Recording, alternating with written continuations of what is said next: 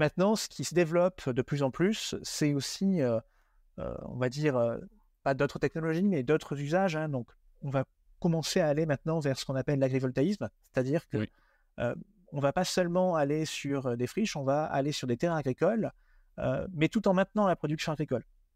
Et donc ça, c'est quelque chose qui, aujourd'hui, fait beaucoup de conflits parce que il y a des questionnements qui se font sur est-ce que on va vraiment réussir à conserver une production agricole avec cette production photovoltaïque.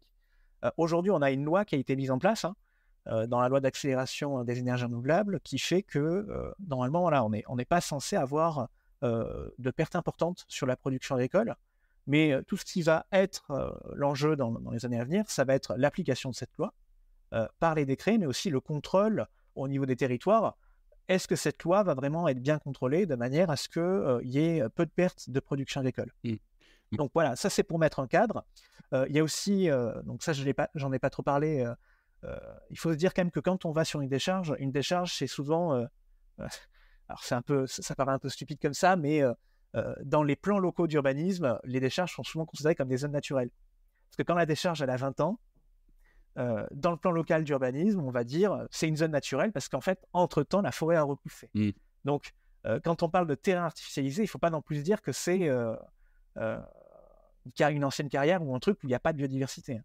Dans l'ancienne décharge, il y a souvent beaucoup de biodiversité parce que justement, tout autour, on a des terrains agricoles où, dans certains cas, on peut mettre pas mal de pesticides et donc où la biodiversité a eu tendance à fuir. Et la décharge, c'est un peu un endroit où la biodiversité se retrouve parce que il y a pas d'habitants, il n'y a personne qui vient déranger la biodiversité.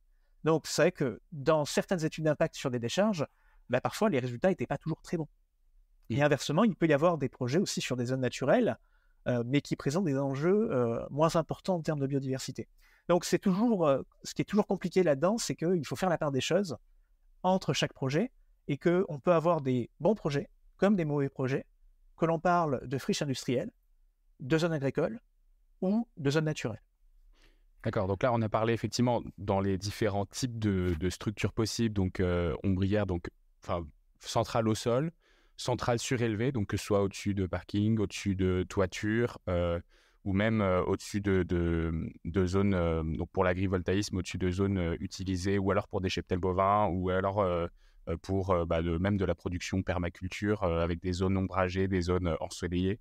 Euh, Au niveau individuel aussi, on parle beaucoup d'autoconsommation.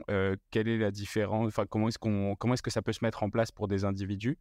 Est-ce que c'est majeur dans la stratégie de développement du réseau photovoltaïque, ou est-ce que c'est à la marge? Ouais. Alors, là, on va essayer de comprendre un peu les différents mécanismes qui se mettent en place pour développer tel secteur du photovoltaïque et aussi les objectifs de l'État. Donc, tout d'abord, on va commencer par les objectifs de l'État. Donc, en ce moment, il y a la stratégie française énergie-climat qui se met en place. Donc, c'est ce qu'on appelle la SFEC. Et dans cette stratégie, il y a un objectif qui a été annoncé. On va voir si celui-ci va être révisé, mais de prévoir entre 75 et 100 gigawatts de photovoltaïque d'ici 2035. Aujourd'hui, on est à 19. Donc, on parle quand même d'un quintuplement, hein. C'est pas anodin sur une période de 12 ans. Dans ce quintuplement, la SFEC prévoit 65% de PV au sol et le reste sur toiture. Donc c'est vrai qu'il y a, du point de vue gouvernemental, il y a vraiment une volonté d'aller sur des sites que le gouvernement considère comme peu coûteux par rapport aux toitures. Mmh. Donc ça, c'est quelque chose, je pense qu'on pourrait un peu timorer cette vision, hein. Donc c'est vrai que souvent on est dans une vision qui est vraiment très noir ou blanc, quoi. C'est-à-dire, soit on va parler à des gens, il faut surtout pas faire de PV au sol, ou il faut viser que des sites artificialisés.